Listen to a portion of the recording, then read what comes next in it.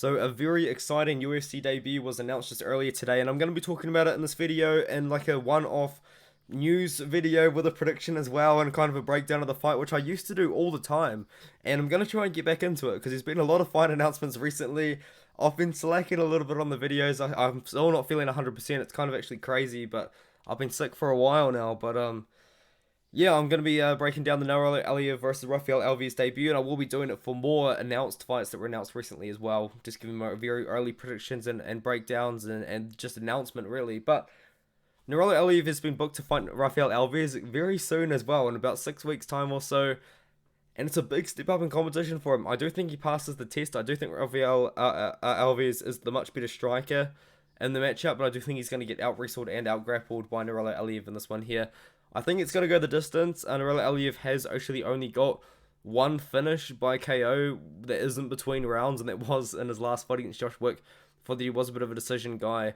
And then before that, about over 4 years ago, he did have a TKO where the guy wouldn't leave the stall because he was just beating the crap out of him on the ground.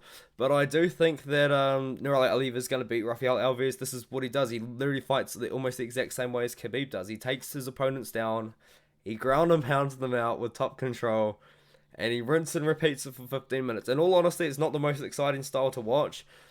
And I think he's going to do it to Rafael Alves for 15 minutes. I do think he's going to get the win, and he's going to become a pretty big name, I think, after beating Rafael Alves. Because Rafael Alves is a legit guy.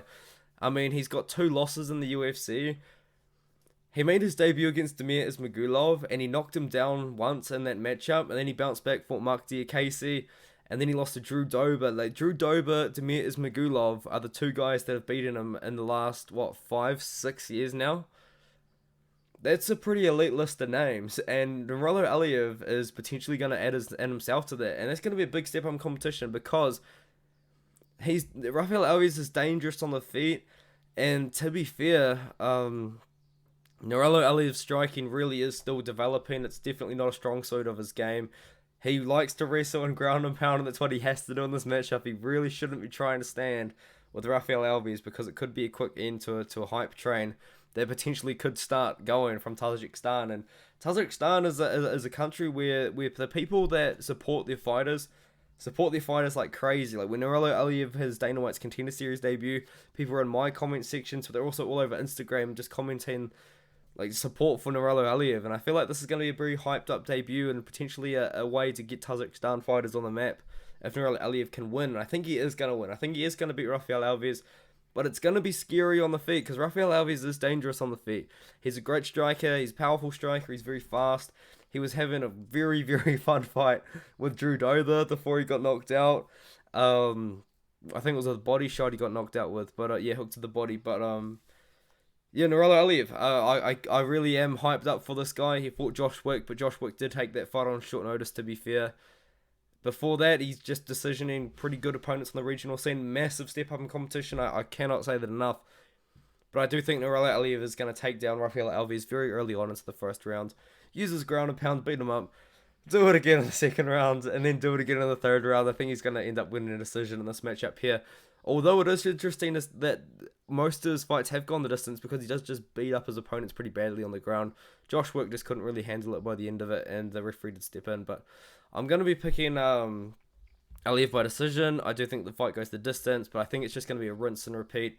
Aliev getting takedowns, ground and pound, this and that. I don't see Rafael Alves knocking him out on the feet because I don't think the fight's going to spend too much time on the feet. But if it does, Rafael Alves is dangerous on the feet, especially for Nurullo Aliev. As I said, his striking's not the best part of his game for sure, but I do think he's going to get the win. So give me Nurullo Aliev by decision.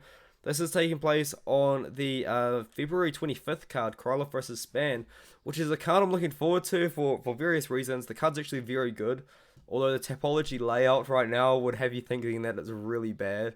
Tatiana Suarez is returning on this card. I'll definitely make a video about that. Odie Osborne versus Dennis Bondar is going to be a very fun fight for sure.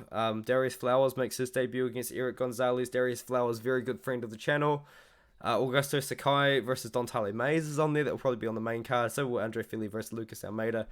Jose Johnson's making his debut against Garrett Armfield. That's a good fight. Trevor Peaks making his debut against the returning Alex Reyes.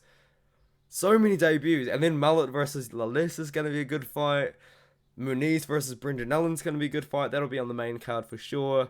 Haley Cowan's making her debut against Aylan Perez. I missed that announcement. That's an interesting fight. I think Haley Cowan wins, but Aylan Perez is, man, she's weird. I'll leave you at that. I'll see you in the next video then. It'll probably be another one of these one-off sort of production videos with an announcement. See ya.